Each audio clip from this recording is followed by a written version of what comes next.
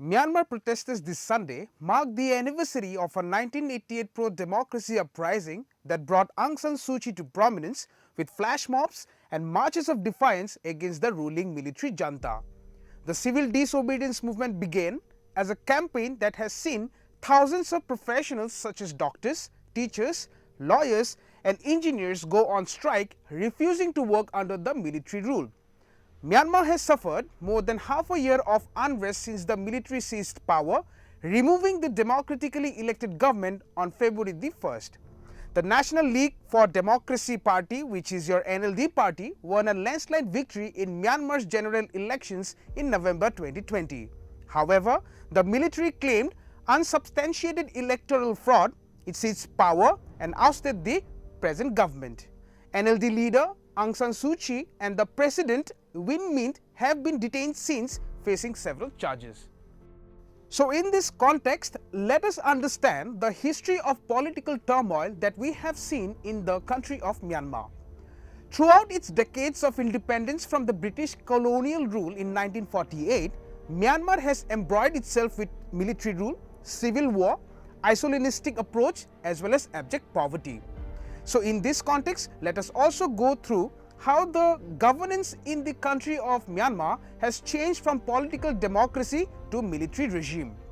So the Union of Burma began as a parliamentary democracy like most of its newly independent neighbors, but representative democracy only lasted until 1962 when General U Ne Win led a military coup and held power for the next 25 years.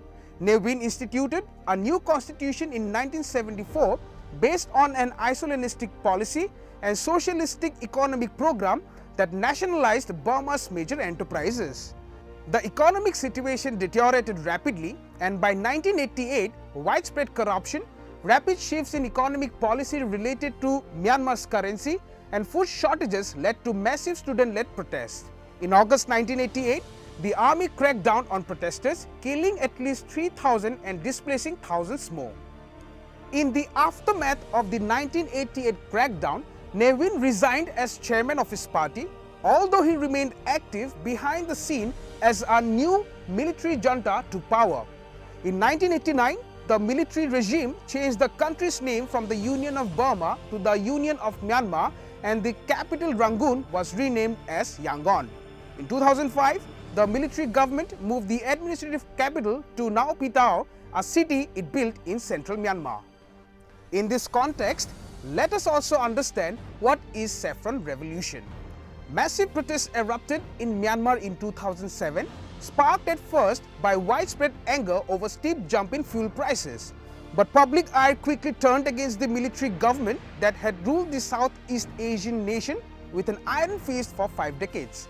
The protest movement was dubbed the Saffron Revolution, which was named after the saffron-colored robes widely associated with Buddhist monks who were at the forefront of the demonstration. Protests spread across Myanmar, eventually drawing tens of thousands into the streets in Myanmar's commercial center Yangon. The violent military crackdown that followed left at least 13 dead and hundreds injured and arrested. However, despite such protests and violence, the junta pushed forward for a new constitution in the year of 2008 that gave military widespread power even under the civilian rule. In 2008, the military promulgated, as a part of its so-called Road to Democracy process, a new constitution which foresaw the holding of free and fair elections for the country's new bicameral parliament.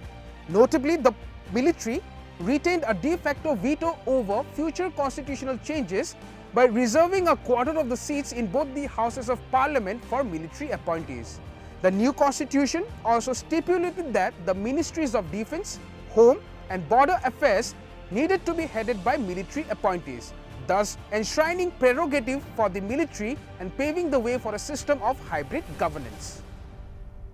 The year 2011 marked the beginning of a process of political transformation, with Senior General Than Shwe stepping down as the head of armed forces and as head of state, and Thein Sein became the first democratically elected president of Myanmar. Thein Sein proved willing to work with Aung San Suu Kyi, the leader of the oppositional NLD party.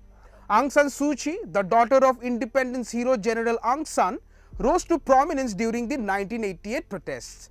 After the crackdown, she and others formed the NLD opposition party. However, she was detained in 1989 and spent more than 15 years in prison and under house arrest until her release in the year of 2010. In 2015, Myanmar held its first nationwide multi-party election, which was considered to be the freest and fairest election in decades since the country's transition away from military rule. Suu Kyi's opposition NLD party won a landslide victory, securing a majority in upper and lower houses of the parliament. New lawmakers elected Hu Tin-Chau, are confident of Suu Kyi as Myanmar's first civilian leader in decades. Suu Kyi was appointed to the newly created position of State Councillor, becoming the de facto head of the civilian government. However, one must keep in mind that the military still continued to yield much power, as the 2008 constitution included several provisions to protect the military's dominance. For example, 25% of the parliament seats are reserved for the military, and any changes to the constitution needs approval from more than 75% of parliament members, effectively giving the military veto power over any amendment. In 2020, Myanmar held its second elections under civilian rule, which the NLD party overwhelmingly won. The military suffered a major blow in the election, which won just 33 of 476 available seats, while the NLD won 396 seats. Military leaders alleged voter fraud, and after the country's election commission rejected the military's claim, it staged a coup in February of 2021. The military detained and charged Suu Kyi, placed lawmakers from the NLD and other parties under house arrest, and announced that Senior General Min Aung Hlaing would take charge of Myanmar during a year-long state of emergency. In the aftermath of the coup, Myanmar saw its largest protest since the Saffron Revolution, with tens of thousands of people calling for democracy and the release of Suu Kyi and the others.